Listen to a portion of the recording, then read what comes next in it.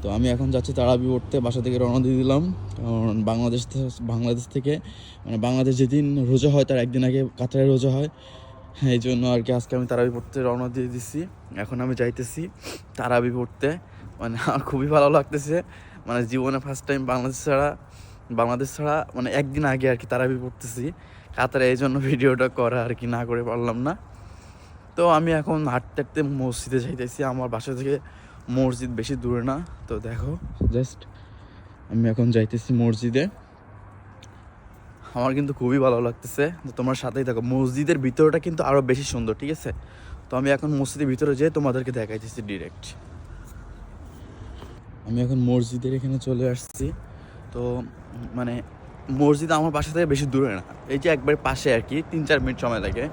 তো এখানে এই যে দেখো সামনে এটা মসজিদ, এটা হচ্ছে মিনার মসজিদের আশপাশটা দেখো অনেক সুন্দর। কিন্তু আমি এখন আস্তে আস্তে মসজিদের ভিতরে যাচ্ছি, তোমরা দেখো জাস্ট। মসজিদের ভিতরে ঢুকে পড়ছি, দেখো কত সুন্দর, ঠিক আছে? তোমাদের কি বলবো, খুবই সুন্দর। জাস্ট একটু দেখো কত সুন্দর, মাশাআল্লাহ।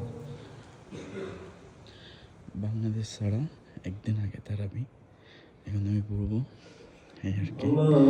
তো দেখা হচ্ছে নেক্সট ভিডিওতে। সবাই ভালো থাকবা, সুস্থ থাকবা। রমাদান মুবারক, অগ্রিম। আল্লাহ হাফেজ।